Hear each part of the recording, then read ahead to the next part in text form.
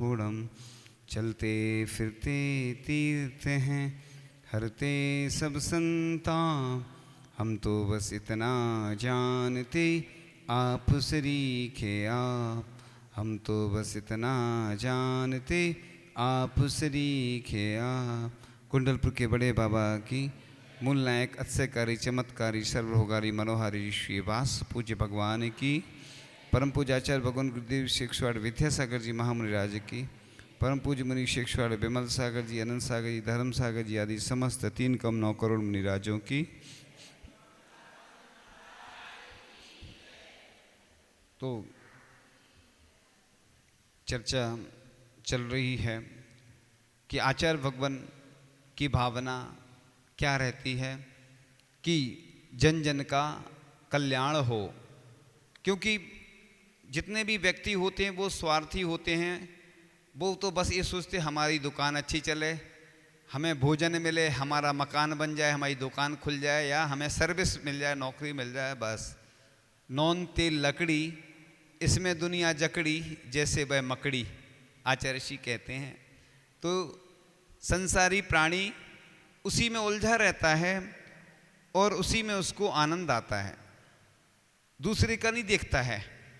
दूसरे को देख के तो उसको जलन होती है, देख ही नहीं पाता है। वो अपना बस बढ़ता जाए, क्या रुपया पैसा सब चीज़ बढ़ती जाए। तो एक ऐसे संत हैं जो अरहंत बनने की ओर अग्रसर हैं और जिनको चिंता है और जिनको तीर्थंकर बनने की विशेष भावना है। तीर्थंकर कैसे बनते हैं? तो 16 कारण भावनाएं जो भाते हैं, सबके कल्याण की जिनको चिंता रहती है, सबके कल्याण की जिनकी भावना रहती है, ऐसे ही जीव तीर्थंकर बनते हैं। तो हमारे आचार्य भगवान को चिंता है कि यह हमारा जो देश था वह सोने की चिड़िया था, लेकिन उड़ना भूल गई है वह चिड़िया। तो उनने आचार्य भगवान ने प्रेरणा दी कि आज हम विभिन्न माध्यम से शिक्षा ग्रहण कर रहे हैं अंग्रेजी भाषा में। आज बच्चों से पूछो, जितने बच्चे आते हैं ना, जब टाइप करते तो हिंदी नहीं आती शुद्ध उनको, जितने भी आते हैं बच्चे उनको हिंदी नहीं आती। अब बताओ, आचार्य ऋषि हमेशा इसलिए बोलते हैं, आचार्य ऋषि ने भाषा का विरोध नहीं किया कि आप अंग्रेजी नहीं पढ़ो, संस्कृत नहीं पढ़ो, प्राकृत नहीं पढ़ो, सब भाषाओं का ज्ञान होना चाहिए। लेकिन देखा जब उन्होंने कि लोगों को शुद्ध हिंदी भी लिखना नहीं आती है, ना इंग्लिश आती है। अभी जितने लोग बैठे हैं जिनने भी पढ़ी होगी, अगर इंग्लिश मीडियम से भी पढ़े होंगे तो पूछ के रखना, उनसे थोड़ा सा पूछना। क्या है, अपन किताबी ज्ञान, बस किताबी कीड़े हो जाते, पढ़ते रहते हैं और सब भूल जाते हैं। क्योंकि लौकिक शिक्षा जो होती है ना, बस इसलिए पढ़ते हैं कि बस परीक्षा देना है। तो आचार्य भगवान की भावना थी, अब अपन गर्व से कहें कि हम जैन हैं। तो नेताजी सुभाष चंद्र बोस के जो निजी चिकित्सक थे वो डॉक्टर कर्नल राजमल कासलीवाल थे। वो आज़ाद, तो इस प्रकार से जब आज़ाद हिंद फौज के सैनिकों को जेल से रिहाई के लिए सहायता धन एकत्रित किया जा रहा था, उस समय जबलपुर की एक सभा में क्षुल्लक गणेश प्रसाद जी बरनी हुए हैं। उन्होंने अपनी 2 चादर में से एक चादर दान दे दी थी, जिसकी नीलामी की गई। उससे प्राप्त जो राशि थी उससे सहायता कोष में प्रदान की गई। वह क्षुल्लक गणेश प्रसाद जी बरनी एक बार जा रहे थे, ठंड का समय था, किसी गरीब व्यक्ति को देखा उनने, वो ठंड से ठिठुर रहा था, एक चादर पहने थे, एक ओढ़े थे, उनने अपनी उसको दे दी थी। देखो कैसे कैसे संत हुए हैं जिन्होंने कितना परिश्रम किया, कितनी मेहनत की। ऐसे ही हमारे आचार्य श्री ज्ञान सागर जी महाराज हुए हैं, जिन्होंने गमछा बेच करके पढ़ाई की, संस्कृत की, कहाँ अपने यहाँ साहित्य था। इस प्रकार से जब गांधी जी की दांडी यात्रा के समय महिलाओं का नेतृत्व, इसलिए बताया जा रहा है कि ये जरूरी है जानना, क्योंकि हम लोग जो सुनते रहते, पढ़ते रहते, बस उतना ही मालूम रहता, उसके अलावा हमें मतलब नहीं रहता किसी से कि किसने क्या किया, इससे हमें क्या होने वाला है। इससे अपन को गौरव का अनुभव होता है, ये हमारे जैन गौरव हैं। ऐसा नहीं सोचो, हमने कल भी बताया था ना कि जो देश की रक्षा कर रहे हैं, हम पूरे देश के लिए एक संदेश देना चाहते हैं कि उनके लिए राखी भेजें। कौन सी राखी भेजें? तिरंगा वाली, 3 रंग वाली। और उनको एक रूमाल भी भेजें, तो कैसा भेजें? तिरंगा का। जो देश की रक्षा कर रहे हैं उनके प्रति हमारा क्या कर्तव्य है। तो इस प्रकार से गांधी जी की दांडी यात्रा के समय महिलाओं का नेतृत्व करने वाली श्रीमती सरला देवी साराभाई जैन श्राविका थी, जिन्होंने गांधी जी का तिलक करके आंदोलन की सफलता की मंगल कामना की थी। इसी प्रकार से देखो, आज़ाद हिंद फौज की झांसी की रानी रेजिमेंट, ऐसा नहीं सोचना जी इधर उधर की बातें चल रही हैं। एक पुस्तक है जैनत्व की गौरव गाथा। इसमें पूरे देश के जितने अपने जैन मंदिर हैं, जैन संस्थाएं हैं, जैन व्यक्ति हैं जिन्होंने अपने देश के लिए योगदान दिया है, ऐसे लोगों की पूरी विवरण, ऐसे लोगों का विवरण दिया गया है। क्यों दिया गया है? इसलिए दिया गया कि इतिहास रहेगा कि हमारे पूर्वजों ने क्या क्या नहीं किया इस देश के लिए। लेकिन हम लोग क्या कर पाते हैं? बस हम लोग क्या करते हैं? बस भोजन बना लिया, खा लिया, अपनी दुकान खोल ली, बंद कर दी, हो गया काम। क्या होना है इससे? कहना हमें क्या करना है ना। उस समय क्या स्थिति रही होगी, सोचो आप। तो इस प्रकार से आज़ाद हिंद फौज की झांसी की रानी रेजिमेंट की सदस्य श्रीमती लीलावती जैन तथा रमा बहन जैन थी, जिनका काम क्रमशः सशस्त्र होकर कैंप की रक्षा करना तथा घायलों की सेवा शुश्रूषा करना। इसी प्रकार से एक हुए हैं मिश्री लाल गंगवाल, वह मुख्यमंत्री थे, तो उन्होंने राज्य की अतिथि को मांसाहार कराने के लिए पंडित जवाहरलाल नेहरू को मना कर दिया था। देखो कैसे लोग हुए। उन्होंने कहा मैं मांसाहार का समर्थन नहीं करूंगा। एक और राज्यपाल हुए जैन, जबलपुर के थे, वो राज्यपाल बने तो पूरे जो भवन है ना उसमें जितने भी बर्तन थे सबको चेंज किया गया। ऐसे और भी अभी एक आया था लेख, एक महिला है जो उद्योगपति की पत्नी है, शायद विदेश गई वो, तो उधर लहसुन प्याज आदि सबको उसने मना कर दिया। बर्तन भी वो अपने साथ ले गई, मतलब जो साथ जाते हैं ना उनके सामान, उसमें बर्तन भी साथ में गए, क्योंकि उन्हें मालूम है कि मांसाहारी बता, वो तो जैन भी नहीं है। और हाँ हाँ नहीं, वो तो राष्ट्रपति हैं, वो अलग है। एक महिला, अभी हमने कुछ दिन पहले ही पढ़ा था, हम बता देंगे, अभी नाम याद नहीं आ रहा। तो कैसे कैसे लोग हैं बताओ। अपन लोग ट्रेन में जाते हैं, भोजन अच्छे से दोनों हाथों से करते अच्छे से, है ना। देख एक बार पेंट्री कार जरूर दिखाना, एक बार जिसमें भोजन बनता है ना उसको दिखाना। एक बार हम गए स्टेशन पे, जब हम पूर्व अवस्था की बात कर रहे, तो हमने सोचा एक जगह लिखे था नॉन वेज, एक तो हम छोड़ दिया वो दरवाज़ा, दूसरी जगह वेज चले गए। देखा तो हॉल एक ही था हॉल एक ही था, बस लिखा अलग अलग था, क्योंकि बनता तो एक साथ है ना। अब आप बच्चे जितने पढ़ते हैं, आचार्य श्री भी बोलते हैं आशीर्वाद नहीं देना बच्चे पढ़ने जाएं, क्यों नहीं देना। अब वो जाएंगे तो भोजन तो सब मांसाहारी भी करेंगे, सब एक साथ फास्ट फूड के माध्यम से तो वो हो ही रहा है। अपन इधर कितना भी 16 कर लो, उधर जाके उनको सब मटिया मैट करना है। और वो जब वापस आएंगे तो क्या गिफ्ट में लाएंगे आपको? वही संस्कार वापस लाएंगे जो करते हैं वो। यही हो रहा है, चाहे ट्रेन में चाहे ऑफिस में, तो अपन लोग इतना भी नहीं कर पाते हैं। तो इसी प्रकार से अमेरिका के शिकागो शहर में सितंबर 1893 में प्रथम विश्व धर्म संसद का आयोजन हुआ था, जिसमें वीरचंद गांधी जैन धर्म का प्रतिनिधित्व किया था। तो इस प्रकार से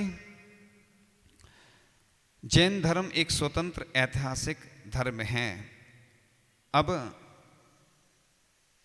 अंतर्राष्ट्रीय धर्मों के संगठन में IRO में जैन धर्म को 10वें धर्म के रूप में मान्यता दी गई। पूरे अंतर्राष्ट्रीय स्तर पर जैन धर्म कौन सा है? 10वां धर्म।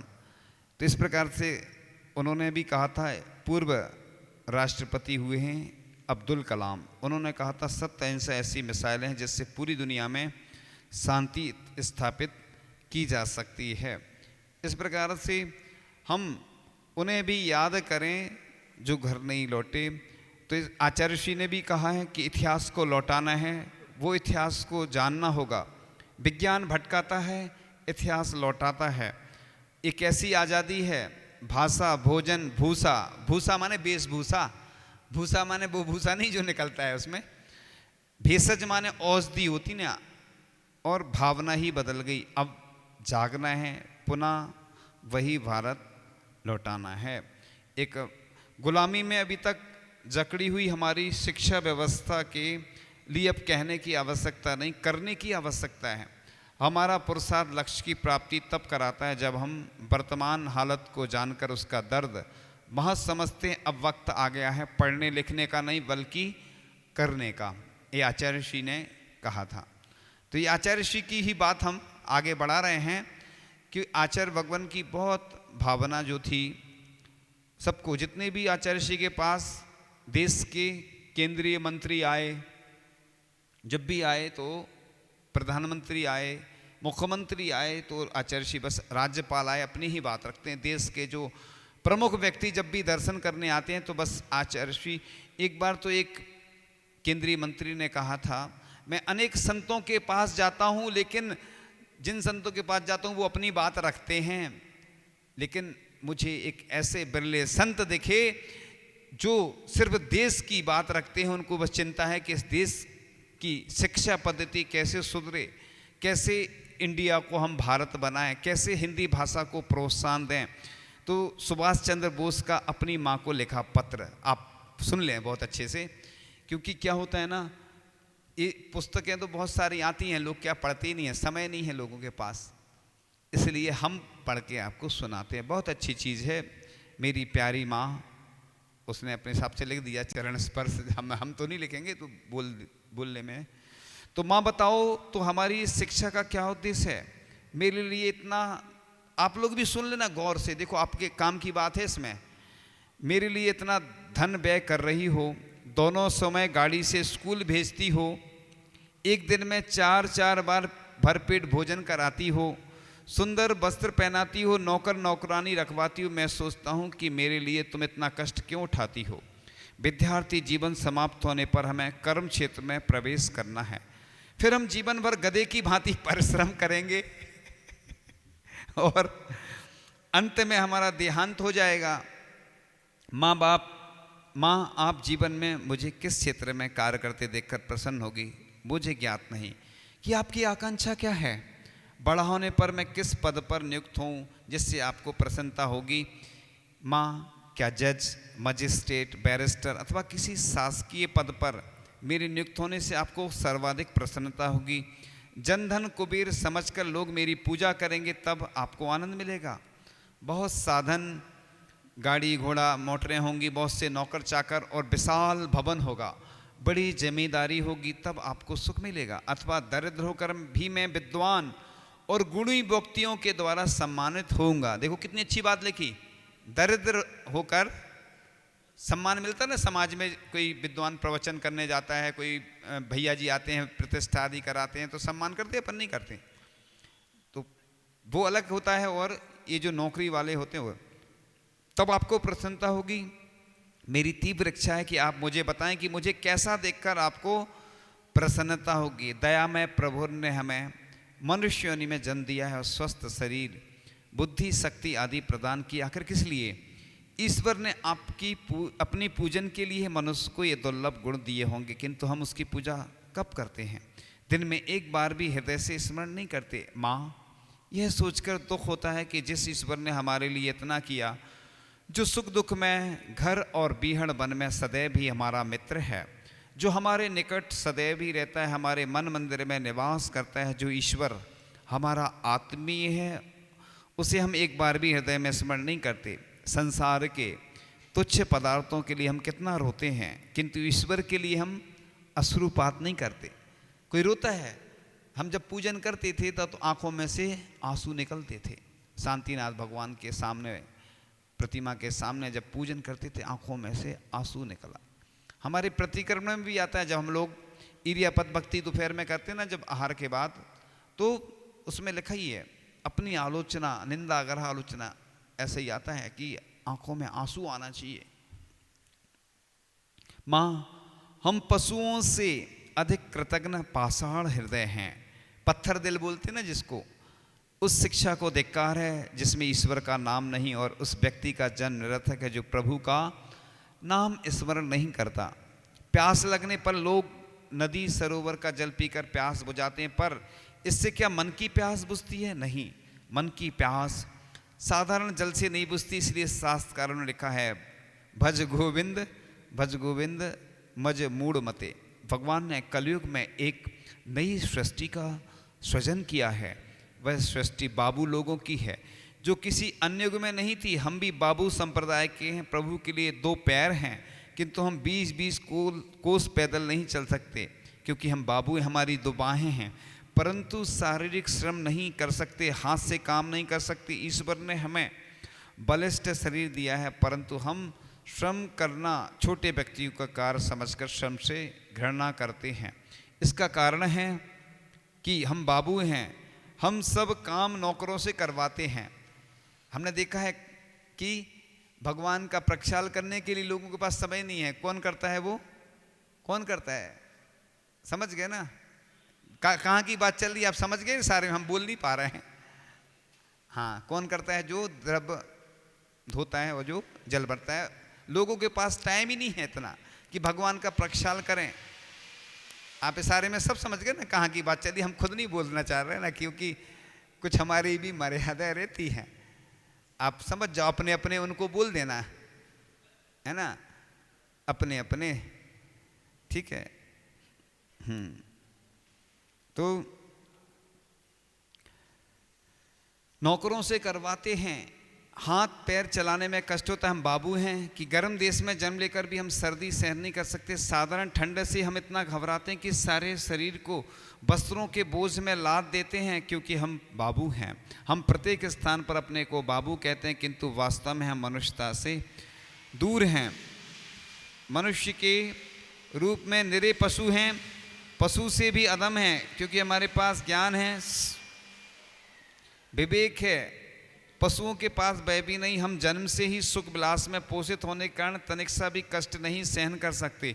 इसी कारण हम इंद्रियों पर नियंत्रण नहीं रख पाते, उन्हें जीत नहीं पाते। जीवन भर इंद्रियों के दास बनकर रहते हैं, बोझिल जीवन व्यतीत करते हैं। हम पढ़ रहे हैं, आगे नौकरी का लालच और धन का लोभ करने पर हमारी शिक्षा का क्या होगा? क्या हम वास्तव में मानवता के अधिकारी बन सकेंगे? आपका क्या विचार है? हम और हमारा देश प्रतिदिन पतन के गर्त में गिर रहे हैं। कौन हमारा उद्धार करेगा? बंगालियों का उद्धार केवल बंग माताएं कर सकती हैं। शेष शुभ। कितना अच्छा पत्र लिखा है, देखो, है ना। उससे अपन को यही शिक्षा मिलती है। अपन बच्चों को पढ़ाते हैं, क्या होता है, कितना पैसा खर्च करते हैं, लेकिन बाद में क्या मिलता है? जितने लोग हैं सब अपने अपने अनुभव लिखना है ना, इस पर निबंध लिखो। एक आचार्य जी के पास भेज देंगे, है ना, पढ़ लेंगे आचार्य जी, जिसका सबसे अच्छा पत्र होगा ना, आचार्य जी के नाम पत्र, ठीक है ना। प्रतियोगिता आचार्य जी के लिए लिखना, जो सबसे अच्छा पत्र होगा वो आचार्य जी पढ़ेंगे, ठीक है। First, second, third. तो जिस प्रकार से ये पत्र लिखा गया, इसी प्रकार से, है ना। तो ये जो बताया था ना कि हम प्रकृति का अटल नियम है, तो सदियों के त्याग और बलिदान, राष्ट्र के बलिदान की वेदी पर हंसते हंसते चढ़ने वाले कुछ मानव पुरुष के समर्पित होने के बाद गुलामी की जंजीर टूट गई और हमारा देश स्वतंत्र हुआ, उसकी बेला आई। स्वतंत्रता का आदर्श चिन्ह है। तो ये अपना जो ध्वज होता ना, ध्वज, राष्ट्रीय ध्वज फहराया गया था ना, इसके जो रंग होते हैं उसके बारे में डिटेल लिखा है। अब डिटेल तो जब फिर आगे देखेंगे, अगले चर्चा चल रही थी, अपन बात कर रहे थे वो हिंदी भाषा की। तो देखो, अंग्रेजी सीखिए, पर अंग्रेजियत की नकल कर अंग्रेजी संस्कृति की गुलाम मत बनिए। अंग्रेजी और अंग्रेजियत में अंतर है, उस अंतर को समझिए, उसे बना रखिए तथा अपने ऊपर अंग्रेजियत को हावी मत होने दीजिए। अपने भीतर पीढ़ियों से रहने वाली मातृभाषा की प्रकृति को मिटने मत दीजिए। वह अंतर मिटेगा तो आपकी भाषाएं मिट जाएगी, संस्कृति मिट जाएगी, ज्ञान मिट जाएगा, परंपरा मिट जाएगी, इतिहास मिट जाएगा और आपकी पहचान भी पहले सिमटेगी और फिर हमेशा के लिए मिट जाएगी। आप तो कुछ सालों बाद दुनिया से चले जाएंगे, लेकिन आपकी आने वाली पीढ़ियां हमेशा के लिए मानसिक गुलामी में फंस जाएंगी। इस पर ध्यान दीजिए। ज्ञानी बनिए, ज्ञानी बनिए, बुद्धिमान बनिए, गुलाम मत बनिए। स्वाधीन बनकर रहिए, अंग्रेजी सीखिए पर अंग्रेजियत से दूर रहिए। एक बार हाँ इस प्रकार से प्रयास करिए।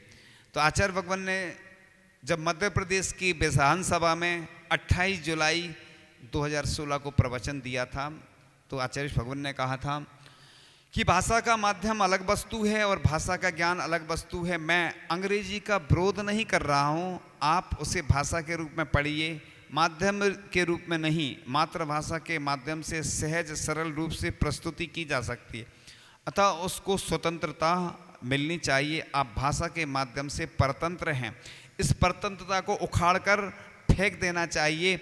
मेरा अधिकार तो नहीं कि इस प्रकार विधानसभा में बोलूं, और मुझे संकोच भी हो रहा है, लेकिन आप लोगों ने निमंत्रण दिया इसलिए कह दिया। इसी प्रकार से यह क्रम अभी जारी रहेगा। इसी क्रम में है ना, एक बहुत सुंदर सा भजन है, कदम कदम बढ़ाए जा गुरु के गीत गाए जा, ये जिंदगी है कीमती तू धर्म पर लुटाए जा। कदम कदम बढ़ाए जा गुरु के गीत गाए जा, ये जिंदगी है कीमती तू धर्म पर लुटाए जा। तेरे लिए जगत की भक्ति बेकरार है, शिवालय की चोटियों को तेरा इंतजार है। मुक्ति से दूर है मगर भक्ति के गीत गाए जा, कदम कदम बढ़ाए जा गुरु के गीत गाए जा, ये जिंदगी है कीमती तू धर्म पर लुटाए जा। बड़ा कठिन समय है यह, बड़े कठिन है रास्ते, मगर ये मुश्किलें हैं क्या मुनीवरों के वास्ते। तो उपसर्ग से खेल परिसहों में मुस्कुराए जा, कदम कदम बढ़ाए जा गुरु के गीत गाए जा, ये जिंदगी है कीमती तू धर्म पर लुटाए जा। बिछुड़ रही है तुझसे तेरी काया तो बिछुड़ने दे, करुणा जीव की पले तो अपना सिख उजड़ने दे। मिटा के एक देह तू हजार तन बचाए जा, कदम कदम बढ़ाए जा गुरु के गीत गाए जा, ये जिंदगी है कीमती तू धर्म पर लुटाए जा। तज के कुव्रतों को तू सुव्रतों में मन लगा, और भव भ्रमण को त्याग मुक्ति को गले लगा। बंधनों को तोड़ के निज आत्मा को पाए जा, कदम कदम बढ़ाए जा गुरु के गीत गाए जा, ये जिंदगी है कीमती तू धर्म पर लुटाए जा। मेरे सवालों का जवाब दो, दो नाम आता है।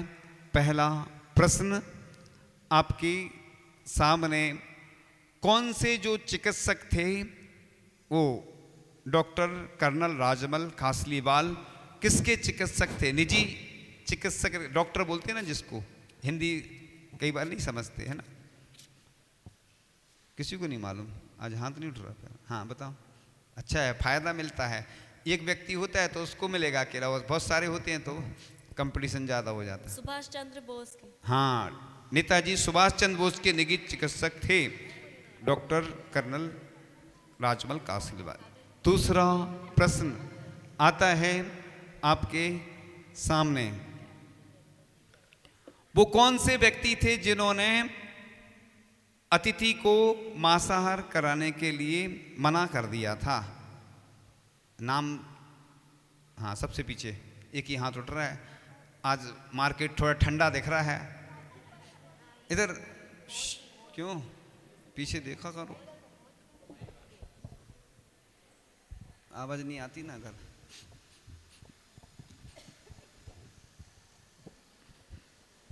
मिश्री लाल गंगवाल। मिश्री लाल जी गंगवाल जो मुख्यमंत्री थे, उन्होंने अतिथि को मांसाहार कराने के लिए मना कर दिया था। उत्तर बिल्कुल सही है। तीसरा प्रश्न आता है आपके सामने, जवानों के लिए, देश के जवानों के लिए क्या भेजना चाहिए या भेजना है, ऐसा बोल सकते, चाहिए की जगह भेजना है। चाहिए तो वो अलग हो जाता, सबको मालूम कितना अच्छा है, ये सरल सरल शब्द